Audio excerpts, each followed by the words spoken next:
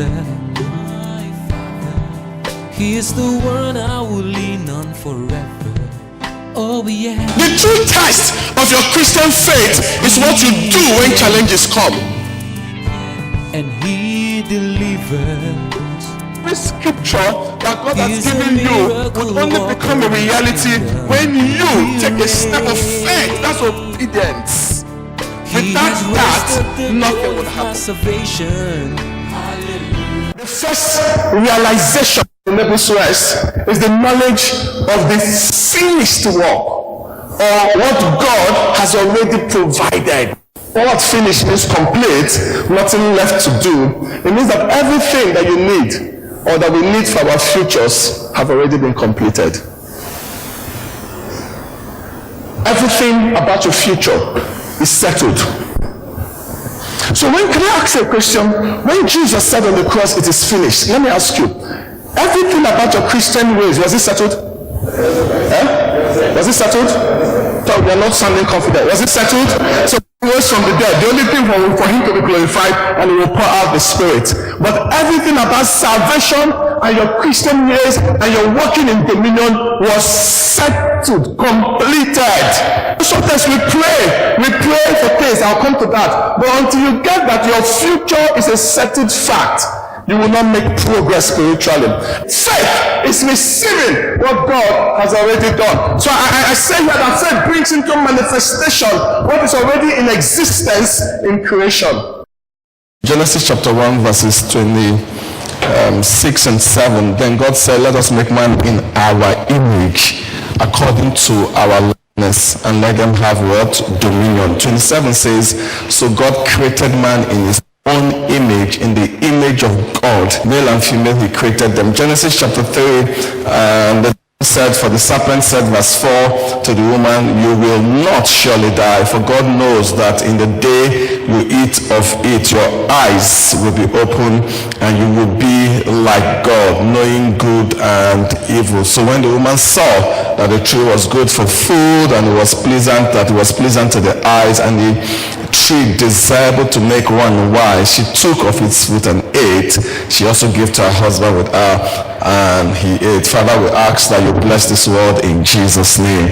Last week we said that the first realization is the realization of the word, the finished work. And we gave the example of Elisha and his servant, where the king of Syria came on the mountain to try and catch them, and Elijah was relaxed. Elisha notes that the mountain was surrounded by chariots of fire. That's the concept of the finished work. That when we know that God has finished certain things for us, it makes us enter rest. Genesis chapter 2, we says that the works were finished. We explained all that. The seventh day, God ended this work. So I said that the seventh day, this was just last week. So the seventh day was not just a day of rest, but also a day of revelation. It's not just a day of rest, but also a day of revelation. It's a revelation of the finished work, that God has finished this work. And there are 5 revelations I said you need to get in for you to enter rest. We are still on point on number 1, and all the revelations are from the 7th day. So let's try and finish the first one. We said here last week that new things, when we talk about new things, is new in what? Manifestation, not new in what? Creation. That faith is actually bringing into existence what is already in, bringing into manifestation what is already in existence. So today I want to talk about 2 sins. I mentioned it in person last week, so in my spirit I just felt I should just treat it so that I can now spend time and end with, okay, so what am I supposed to do? Let me mention 2 sins. There's so many kinds of sins, but in the context of what I'm teaching on the 7th day and rest, there are 2 sins. The first sin is what I call the sin of Eve, and the second is that of Nebuchadnezzar. The sin of Eve is the sin that denies what God has already done. You understand? That's the sin of Eve, and we'll spend more time. That's part 1. We'll come to part 2 and part 3 of the sin of Eve. Why the sin of Nebuchadnezzar is a sin that attributes to oneself what God has done.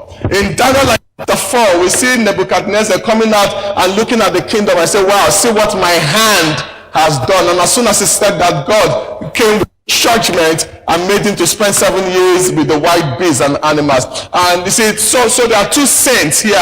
The sin that denies what God has done, and the sin that says, this thing that God has done is me. I am the person that did this. That's the sin of arrogance, of pride. You understand? That's the sin of boastfulness, taking glory for what God has done. God said, my glory will I know what? Share with any man. Let me say this. If you look at Eve and Nebuchadnezzar and you put believers and unbelievers, which one do you think believers experience more or commit more?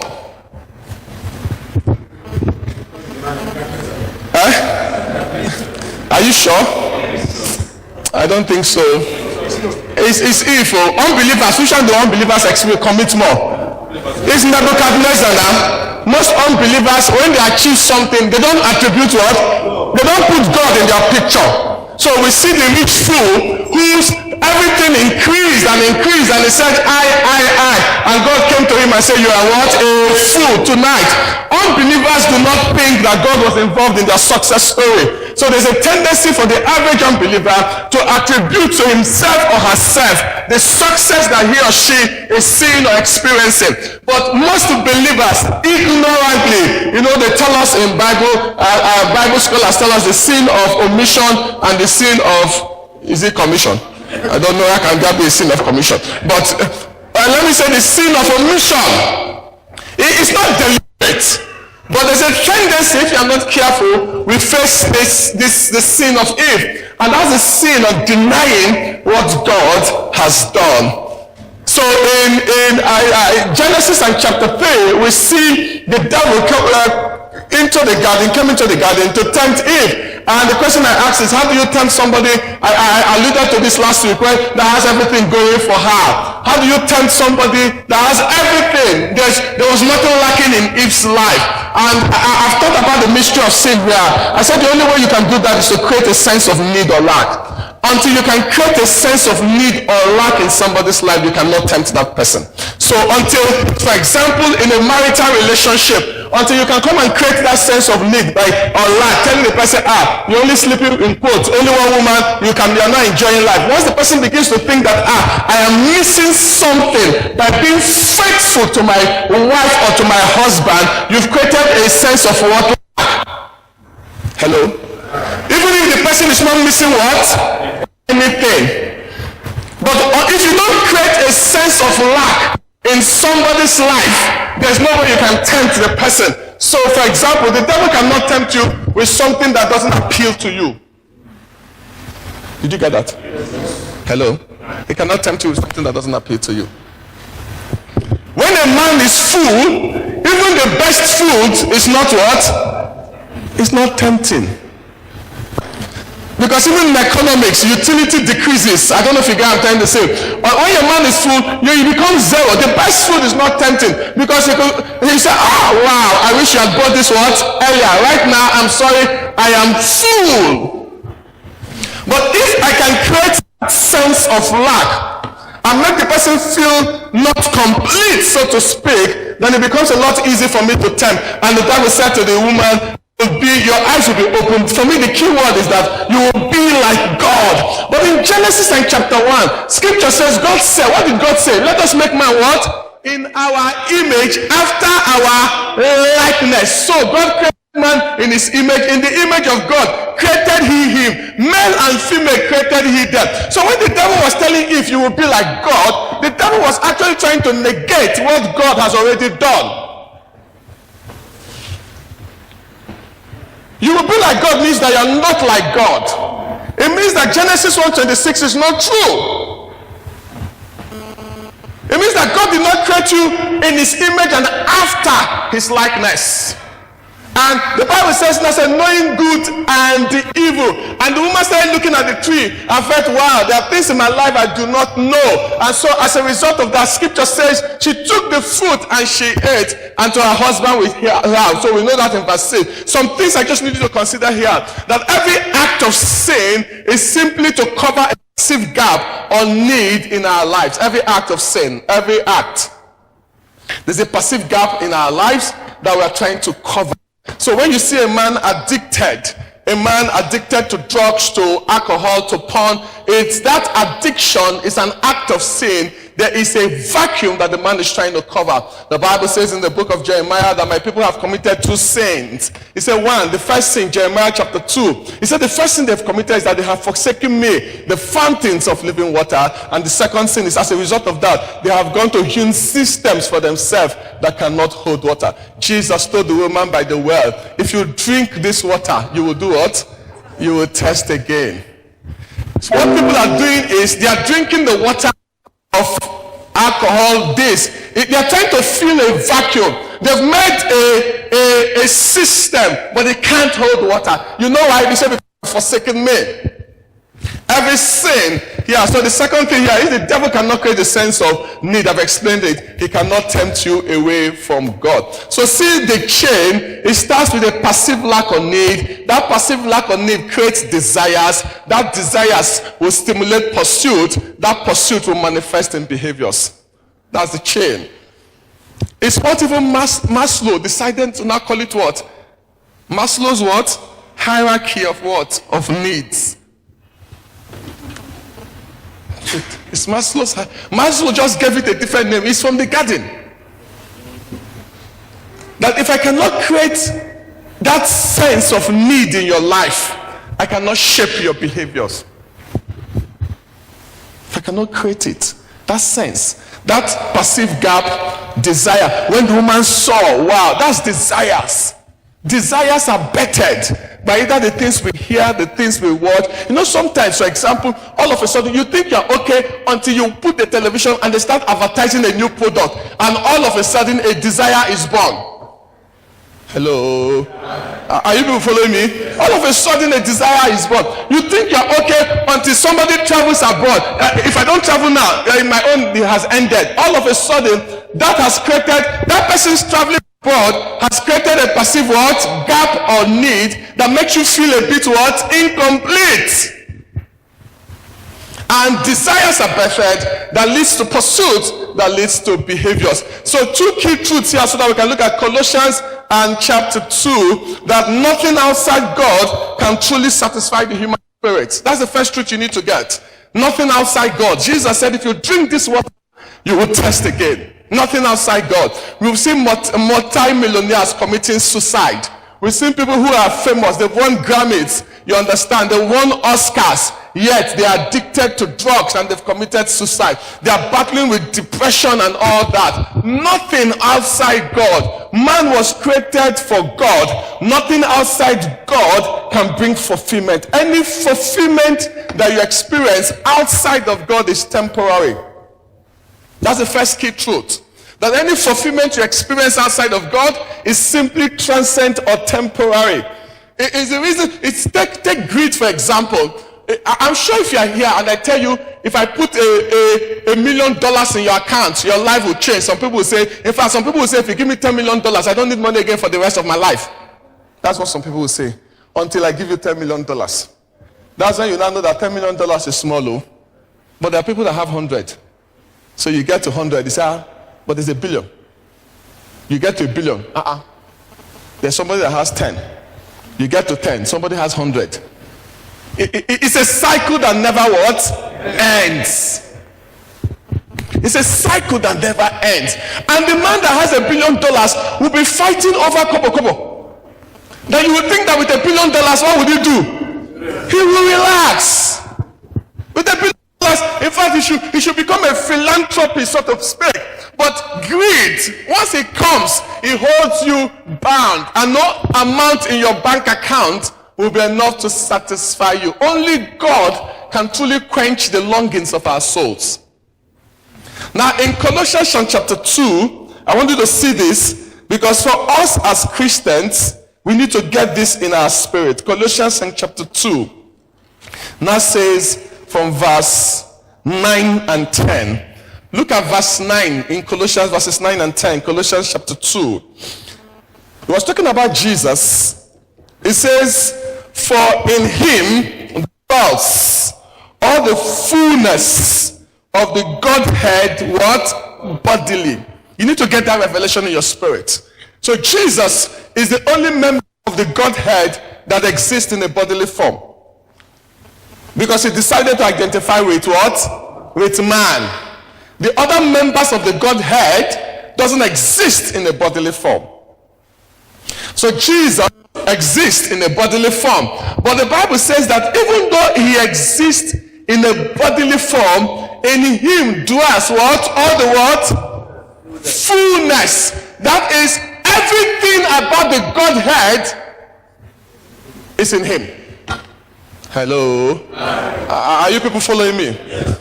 Even though he exists in a bodily form, everything about the Godhead, everything, every grace, every attribute, every power, in him dwells all the fullness. Even though he is in a bodily form, all the fullness of the Godhead dwells where? In him. So he's not less than God in any form. In him dwells the fullness of the Godhead. And the scripture now says that in him there is the fullness of the Godhead. In verse 10, it now says, you are what? Hello? You are what? Are you in church this morning? You are what? You are complete. How? In him. So that means that in him you are complete.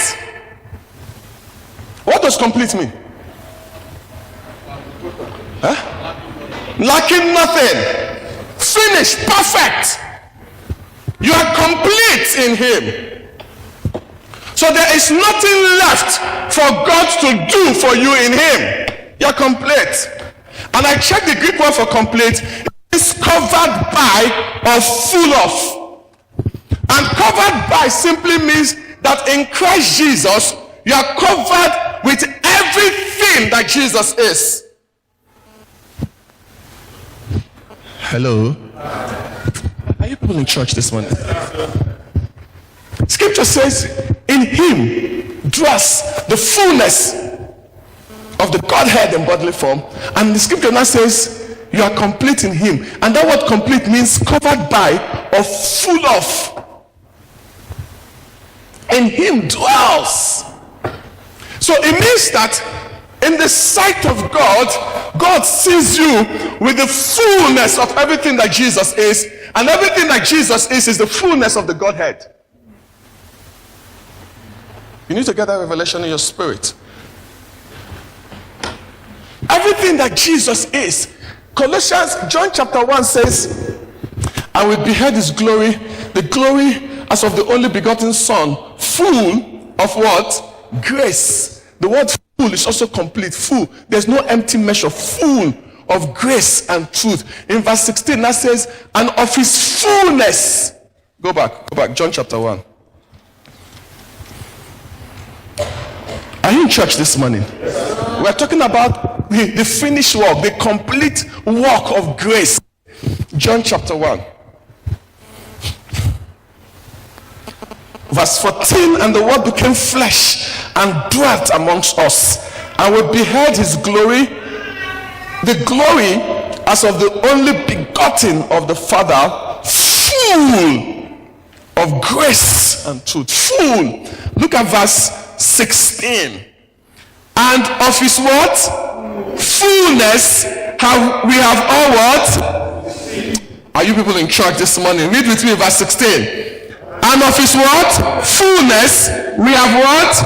All received. And what? Grace for grace. So what did we receive? Of his what? Of his fullness. Of his fullness. It wasn't a half measure. Everything that Jesus is what you, when you gave your life to Christ, received. It's his fullness. In fact, if you read Galatians, the Bible says we are joint heirs with Christ.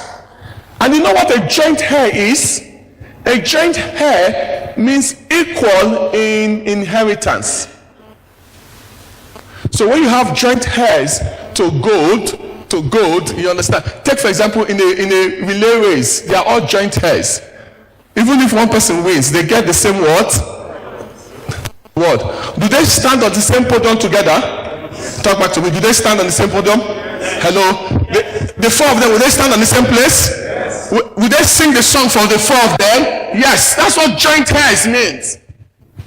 In God's agenda, and you need to get this in your spirit, Jesus didn't have to die. Jesus didn't die for himself. Jesus was not a sinner, never sinned. He came as a substitute. So that means he came for who? For us. So it means that everything he accomplished for who? For us. Everything. And the scripture says you are complete. He said, let no man deceive you. You are complete. You are full. But somebody will say, how am I not? I'm not saying this. I'll come to the next part. But you need to get this in your spirit. The scripture says you need to get this in your spirit. The Bible says, if any man be in Christ, he's what? A new creature. Okay. The Bible says, he that knew no sin, God made to be sin, that we might become what? The righteousness of God. And you need to get this in your spirit. Righteousness doesn't have levels. Righteousness is a state, like a noun. You can't improve on it. Righteousness doesn't have levels. The fruits of righteousness is what is in grace, but righteousness is not in levels. Hello? Are you people in church? Righteousness. Let me explain this to you. Some of us have little children. I have a little boy and a little girl. Let's take the little girl there. Everything of a mother is complete in that little girl. Two of us. Are you sure? Everything to become a mother is what? Is complete. If it wasn't complete at creation, that would have been what? An abnormal child. Everything is complete. The only thing she needs to do to become a mother is to what? To grow. But that does not mean that everything was not what? Complete. You need to. Are you following me? That's God's. Everything that you need to fulfill your Christian journey was deposited when you gave your life to Christ. In God's agenda, you are complete. What you need to experience it is simply to grow. That's why scripture says, desire the sincere milk of the word that you may do what? Grow. But that it's you. As you desire the weak, you grow. You begin to see the manifestation of the word, of the work that God has already done. Everything is complete. Scripture says you are complete. You are full of, you are covered by. So when I come before God, he sees me covered by the righteousness of Jesus. But notice the word, that complete is where? It's in him. It's not where? It's not in me. It's in Christ Jesus. It's not in me. It's in the work of grace. It's not in me. I am complete in him. So until I know what he has done in him, you know there's this song those days, complete, complete, complete in him. You know that song? I am complete in him. Let's take the song. Complete, complete, complete in him. You people are not. I am complete in him. Choir, help me now. I have to tell you, you don't know the song. Now, new generation. Man of God, you know the song? I am complete. It's not by works of righteousness, but by his grace alone. It's not by works of righteousness, but by his grace alone. I'm not a singer. It's not by works of righteousness, but by his grace alone. I am complete in him. I am complete. So can I do this? There is no sin that somebody will preach and preach it into me. Because you know what? I am complete. When I sin, you know what I do? I simply do what? I ask for mercy and I move on. I was in a place when a man, I told you the man that says the demon that is doing you is like Dada. Remember, I've said it in this church. And the man made it look as if what Jesus did on the cross was not complete. He made it look as if what Jesus did, wasn't complete. We need to understand that what that word complete means what? Perfect. Hello? You need to begin to see yourself not as a struggling saint. No. You need to begin to see yourself as somebody that is what? Complete, perfect, and righteous in him. Then as we move on, we'll now talk, how do we now manifest that? How do I manifest this point? So this is 1C. So 1B says, if I don't understand I'm complete, people will deceive me. If I don't understand that I'm complete, the devil will tempt me. The devil will bring condemnation my way. The devil will make me look as if God will not answer my prayers and the rest, because I don't understand who I am in Christ Jesus. So we know that in Christianity, your state spiritually is perfect. Your state, your experience might not be perfect, but your state is what? Did you get that? Your experience might not be what? Perfect, but your state is what? Your state is perfect. Thank you for being a part of today's broadcast. I believe you've been blessed by this message. If you want to be a part of what God is doing in our midst, you can fellowship with us every Sunday at 10 a.m. at number 49 Kudirat, Abiola Way, Oregule by Oluyole bus stop. If you need prayer and counseling, please call the number and we'll gladly get in touch with you. God bless you. I am Dr. Maxwell Oba, your host. Redeemer and my Father, He is the one I will lean on forever. Oh yeah.